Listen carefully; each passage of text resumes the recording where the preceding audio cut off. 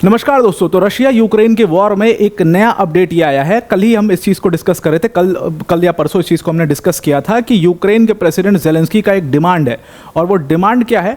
वो एक्चुअल में चाहते हैं कि एक लीडर लेवल की मीटिंग हो जहाँ पर जेलेंस्की एक सामने हो, पुतिन भी सामने हो और सामने सामने बैठ करके बात हो सके।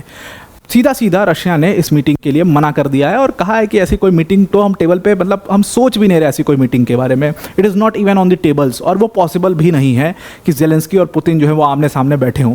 And for the various reasons, आप जानते हैं सारे रीजंस क्या चल रहे हैं एक्चुअल में।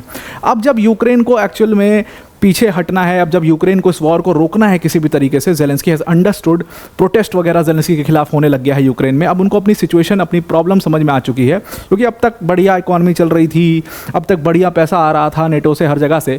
अब उनको ये बात समझ में आई कि अब ये बैकफायर करने लग गया और अब इसको रोकना बहुत ज़रूरी है। तो यूक्रेन की समझ में आया ये चीज़ कि अब हमें सीज फायर कर लेना चाहिए। लेकिन अब रशिया ने अपने डिमांड बढ़ा दिए। पहली बात, रशिया बिल्कुल सीज फायर करने के लिए तैयार नहीं है, बिल्कुल भी अलाइंड उस चीज़ को लेकर के नहीं है। डिटेल में डिस्कस करते हैं एग्जैक्टली क्या हुआ, क्या डिमांड्स रखी गई, बिकॉज दोनों कंट्रीज़ के जो निगोशिएटर थे वो अभी रिसेंटली एक दूसरे से मिलकर आए और उसके बाद बहुत सारी डिमांड्स एक दूसरे के सामने रखी गई। लेकिन दोनों पार्टीज़ के बीच में इतना डिस्टेंस है कि this war when it will stop, इसका कोई श्योरिटी अभी तक नहीं मिल पाया है। डोनाल्ड ट्रंप इसमें कुछ नहीं कर पा रहे, या कोई भी मीडिएटर बिल्कुल अपने हाथ खड़े कर चुका है इसमें कुछ भी कर पाने के लिए। वीडियो को डिटेल में डिस्कस करते हैं, पर वीडियो में आगे जाने से पहले एक बड़ी अनाउंसमेंट है अनअकैडमी टीम की तरफ से कि अगर आप यूपीएससी सीएससी 2026 और 27 की प्रिपरेशन कर रहे हैं तो अनअकैडमी ने अपना फाउंडेशन बैच लॉन्च किया है। 19,999 के प्राइस में ये बैच आपके लिए लॉन्च किया गया है। इसमें जीएस, सीसैट, टेस्ट सीरीज सब कुछ कवर किया जाएगा। मेंस की जो टेस्ट सीरीज होगी उसका इवैल्यूएशन होगा, डेडिकेटेड डाउट सॉल्विंग सेशंस होंगे, 1-to-1 मेंटरशिप सेशंस होंगे और अनअकैडमी के टॉप जो एजुकेटर्स हैं वो आपको इन बैचेस के अंदर पढ़ा रहे होंगे। इस बैच की लिंक हमने डिस्क्रिप्शन में दे दी है, उस पर क्लिक करके आप इस बैच को कभी भी ज्वाइन कर सकते हैं। Now coming back to the topic, तो दोनों कंट्रीज़ के निगोशिएटर्स मिले टर्की के अंदर और इन दोनों कंट्रीज़ के निगोशिएटर्स ने मिल करके कुछ टर्म्स डिस्कस किए कि सीज फायर किन टर्म्स पे किया जाए, हमारी क्या डिमांड्स हैं। अब इसमें रशिया की डिमांड सामने आई, यूक्रेन की डिमांड सामने आई। जब ये टॉक्स खत्म हुए उसके बाद ऐसा बताया जा रहा था कि पॉसिबिलिटी ये है, और हमने कल ही इस चीज़ को डिस्कस भी किया, पॉसिबिलिटी ये है कि हो सकता है जेलेंस्की और पुतिन जो है वो आमने सामने आए और उन दोनों की मीटिंग हो। लेकिन जैसे ही ये बात सामने आई तुरंत रशिया ने इसके ऊपर क्लैरिफिकेशन दिया और कहा कि ऐसी कोई भी मीटिंग कभी नहीं होने वाली है। जो स्पोक्स पर्सन है रशिया के दिमित्री पेस्कोव, उन्होंने कहा कि जेलेंस्की और पुतिन कभी नहीं मिल सकते और इवन हम ऐसा सोच भी नहीं रहे हैं कि ये लीडर्स जो हैं वो आपस में एक टेबल पर बैठेंगे। ऐसा बिल्कुल भी नहीं हो सकता। Putin is never going to face Zelensky और Zelensky is never going to face Putin. जो भी डिमांड्स है निगोशिएटर्स के थ्रू अगर उनको करनी है, अगर उनको फॉलो करना है तो वो माने इस चीज़ को, क्योंकि ये पॉसिबिलिटी ही नहीं है और ना हम इस चीज़ को देख रहे होता हुआ। अब देखिए क्या है, जेलेंस्की ने एक डिमांड रखा था और लगातार ये डिमांड रखते आए थे जेलेंस्की। पिछले कुछ हफ्तों से जेलेंस्की इस डिमांड को रख रहे थे कि भाई हाई लेवल की, लीडर लेवल की मीटिंग करवा दी जाए। अब देखो ऐसा कारण इस था, जेलेंस्की का कारण सिंपल था कि भाई दोनों लीडर्स आपस में मिलेंगे। अभी क्या हो रहा है कि निगोशिएटर्स के थ्रू आप बात कर रहे हो, निगोशिएटर्स डिसीजन मेकर्स होते नहीं हैं, निगोशिएटर्स को डिमांड्स सुनते हैं, फिर वो प्रोसेस बहुत लंबा हो जाता है, फिर वो वापस अपनी कंट्री में जाते हैं, फिर वहाँ पर डिस्कशंस होते हैं, फिर परमिशंस होती हैं और फिर फाइनली कोई उसका निष्कर्ष नहीं निकलता। ऐसे कितने लेवल की टॉक्स ऑलरेडी हो चुकी हैं। फिर जब आप थर्ड पार्टी के थ्रू बात करते हो, टर्की बीच में है, यूएस बीच में है, तो अब क्या है कि ये सब पार्टीज, अब देखो इन पार्टीज के साथ भी दिक्कत ये है कि ये किसी ना किसी ब्लॉक से बिलोंग करती हैं। ऑब्वियसली क्यों कोई बिलीव करेगा, कोई बहुत न्यूट्रल कंट्री है नहीं इस मामले में पूरा, तो इनके थ्रू भी बात नहीं हो पाती है। तो ज़्यादा बेटर ये होगा कि एक लीडर लेवल की मीटिंग हो जाए, जेलेंस्की बैठ जाए सामने, पुतिन बैठ जाएं और जो निगोशिएटर जिनको बैठना है वो बैठ जाएं और फिर सामने सामने बात हो जाए, अपने अपने डिमांड्स हो जाएं और वहीं पर डिसीजन हो जाए इस चीज़ को लेकर के सीधा। ये जेलेंस्की का डिमांड था और जेलेंस्की चाहते थे कि इसी तरीके से वॉर रुक सकता है। अब इसका जवाब देते हुए रशिया की मिनिस्ट्री ने, रशिया ने कहा कि भाई एक बात आप बताइए, इतना हाई लेवल का मीटिंग आप चाह रहे हो और आप चाह रहे हो कि उस मीटिंग में सेटलमेंट हो और ये वॉर एंड हो, ये सब चाहते हो। अब इसके लिए बहुत सारा कॉम्प्लेक्स प्रोसीजर लगेगा और आप चाहते हो कि अगस्त एंड में ये सब हो जाए। इतना कॉम्प्लेक्स प्रोसेस सिर्फ 30 दिन में पूरा करना और भी पुतिन की साथ उनकी पूरी सिक्योरिटी इंश्योर करना, जब मीटिंग का पूरा सिक्योरिटी इंश्योर करना, सब कुछ भी ऊंच नीच हो सकता है। ये सब 30 दिन में बिल्कुल भी पॉसिबल नहीं है और इसीलिए we have taken this off the block. हम इस चीज़ को कंसिडर भी नहीं कर रहे हैं और ना हम कंसिडर करना चाहते हैं इस चीज़ को।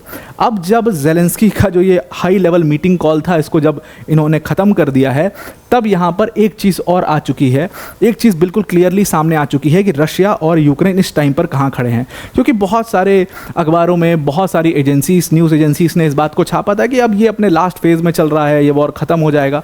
Although I also feel this कि ये ख़त्म होने के बिल्कुल आखिरी स्टेज में आ गया है, बट एग्जैक्टली जो प्रॉब्लम फंस रही है वो प्रॉब्लम फंस रही है निगोशिएशंस में।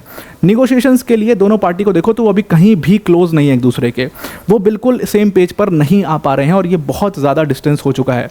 बल्कि रशिया से ये एक्सपेक्टेड था कि वो अपने डिमांड्स को कम करेंगे, क्योंकि यूक्रेन ने बहुत ऑफेंसिव लिया, रशिया का नुकसान हुआ, रशिया को काफ़ी नुकसान हो रहा है, रशिया के ऊपर सैंक्शंस लगे हैं, दुनिया भर के सैंक्शन वैंक्शन, ट्रंप ने 50 दिन का अल्टीमेटम दे दिया, दुनिया भर की बातें हुई, तो लगा कि रशिया जो है वो बैकफुट पे चला जाएगा।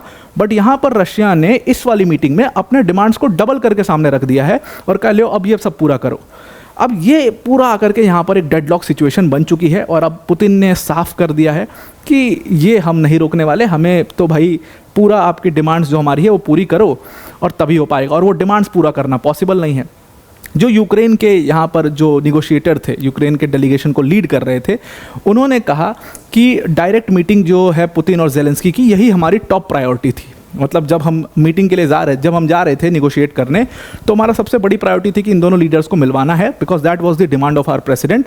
तो हम वही डिमांड मनवाने की कोशिश कर रहे थे, लेकिन सिरे से उसको खारिज कर दिया गया। मतलब जो हमारी मेन डिमांड थी कि अगस्त एंड तक जेलेंस्की और पुतिन मिलें और उसके साथ उसमें ट्रम्प भी मौजूद हों, उसके साथ अर्डोगन तो होंगे ही, ये सब लोग बैठें, वो एकदम सिरे से उसको खारिज कर दिया रशिया द्वारा।